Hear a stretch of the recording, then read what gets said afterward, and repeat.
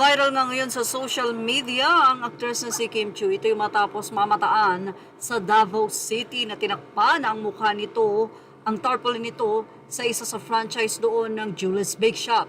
Si Kim Chiu ay endorser ng Julie's. Anyway, mula sa Altas Z, Kim Chiu binastos ng Julie's Bake Shop ng Indangan, Davao City branch. Sana i-pull out ng Julie's Bake Shop ang mga branch na ito sa Davao. Alam ng mga tao dito na hindi ako fan ni Kim pero endorser yan na nagpasok ng pera sa establishment niyo. Narito pa ang naging say ng isang supporters ni Kim Chiu. Ayon sa kanila, matapos nga na tanggalin o takpan ang mukha ni Kim, say ng isa kung sino man ang gumawa nito kulang na sisantihin lang. Dapat makasuhan din. Hashtag Kim Chiu is your official endorser and she doesn't deserve to be treated this way. Ganito ba kabasto sa mga empleyado nyo? Mula sa Facebook page ng attorney ni Let Matias. Matatandaan na nag-viral ang mensahe ng It's Showtime host o spiel nito sa Showtime kung saan maganda naman ang mensahe pero paulit-ulit na sinabi ang deserve. Hindi nga napigilan ng mga netizen na iugnay ito sa kasalukuyang nangyayari sa bansa matapos nga na arestuhin si FPRRD at dalhin sa ibang bansa para doon litisin.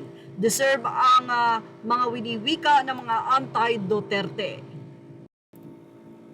Iba't iba naman ang naging opinion dito ng mga netizen at nila, franchise ito, may karapatan siyang gawin kung anong dapat niyang gawin. Total Julie's din naman ang itinakip dito. Anyway, sa nila property nila yon, they can decide what to do with it. Property ng franchise, pero kung franchise siya at may signed contract sila, may say ang Julie's dyan. Pwede silang ma-penalize under contract ng Julie's Bake Shop.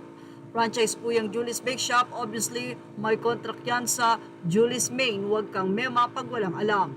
That's why people should just keep their mouth when they know nothing about the real issue. Para sa'yo yan, 1208. Wala silang paki, siya ng may-ari, choice niya yan. Di naman yung Julie's Bake Shop ang tinakpan, mukha lang naman ng endorser. Huwag nang gawing big deal, mainit pa ang ulo ng mga taga-Davao. Sino naman ang isa makitid ang utak ng mga taga-Davao, ano ba ginawa ni Kim? Franchise siya, may contract kaya pwedeng nakasaad doon sa contract na hindi pwedeng takpan mukha ng endorser nila. Ano ang ina-expect mo sa mga DDDS? Masyadong panatiko. Isang legacy ni FPRRD ay nilabas ng mga kabastusan ng mga supporters or should I say fanatics niya. Wala nang respeto ang mga tao for dissenting opinions. Ay sus, look who's talking, comment mo nga, offensive din at kayo lagi ang una pagdating sa ukrayan.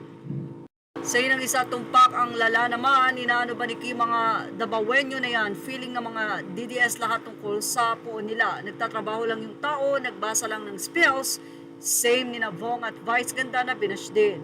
Anong lawsuit, patawa ka kung may-ari ang nag-utos niyan. Ignorante lang, may kontrata ang Julie's with Kim and hindi nila sila pwedeng i-disrespect basta-basta ang endorser nila.